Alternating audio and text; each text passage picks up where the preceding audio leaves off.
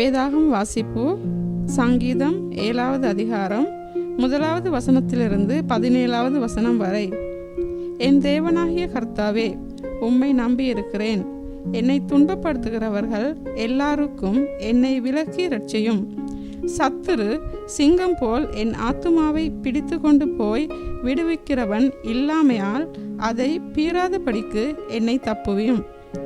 என் தேவனாகிய கர்த்தாவே, நான் இதை செய்ததும் என் கைகளில் நியாயக்கேடு இருக்கிறதும், என்னோடே சமாதானமாய் இருந்தவனுக்கு நான் தீமை செய்ததும், காரணமில்லாமல் எனக்கு சத்துருவானவனை நான் கொள்ளையிட்டதும் உண்டானால், பகைஞன் என் ஆத்துமாவை தொடர்ந்து பிடித்து என் பிராணனை தரையிலே தள்ளி மிதித்து என் மகிமையை தூளிலே தாழ்த்த கடவான்.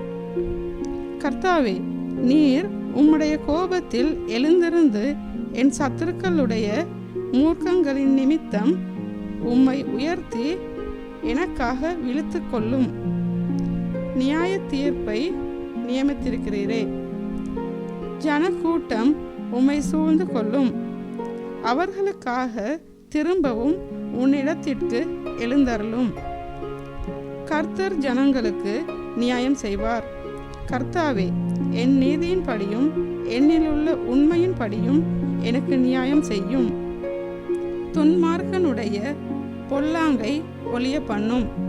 நீதிமானை ஸ்திரப்படுத்துவீராக.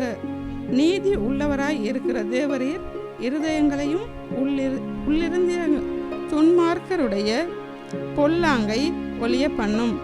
நீதிமானை ஸ்திரப்படுத்துவீராக. நீதியுள்ளவராய் இருக்கிற தேவரீர் இருதயங்களையும் உள்ளிந்திரியங்களையும் சோதித்தறிவார். செம்மையான இருதயமுள்ளவர்களை ரட்சிக்கிற தேவனிடத்தில் என் கேடகம் இருக்கிறது. தேவன் நீதியுள்ள நியாயாதிபதி. அவர் நாள்தோறும் பாவியின் மேல் சினம் கொள்ளுகிற தேவன். அவன் மனம் திரும்பாவிட்டால் அவர் தம்முடைய பட்டயத்தை கருக்காக்குவார். அவர் தம்முடைய வில்லை நாணேற்றி அதை ஆயத்தப்படுத்தியிருக்கிறார். அவனுக்கு மரணாயுதங்களையும் ஆயத்த பண்ணினார். தம்முடைய அம்புகளை அக்கினி அம்புகளாக்கினார். இதோ, அவன் அக்கிரமத்தை பெற கர்ப்ப வேதனைப்படுகிறான். தீவினையை கற்பம் தரித்து பொய்யை பெறுகிறான். குழியை வெட்டி அதை ஆழமாக்கினான். தான் வெட்டின குழியில் தானே விழுந்தான்.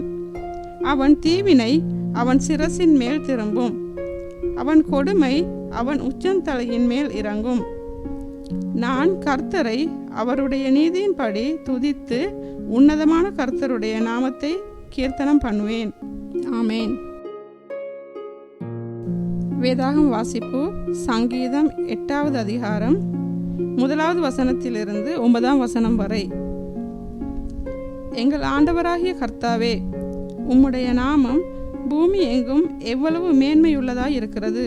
உம்முடைய மகத்துவத்தை வானங்களுக்கு மேலே வைத்தீர். பகைஞனையும் பலிகாரனையும் அடக்கி போட தேவரீர் உம்முடைய சத்துருக்களின் நிமித்தம் குழந்தைகள் பாலகர் வாயில் பெலன் உண்டு பண்ணினார். பகைஞனையும் பலிகாரனையும் அடக்கி போட தேவரீர் உம்முடைய சத்துருக்களின் நிமித்தம் குழந்தைகள் பாலகர் வாயினால் பெலனை உண்டு பண்ணினீர்.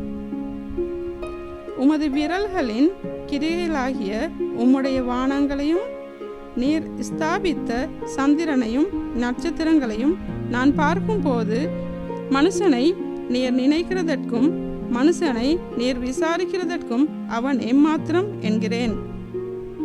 நீர் அவனை தேவதூதரிலும் சற்று சிறியவனாக்கினீர்.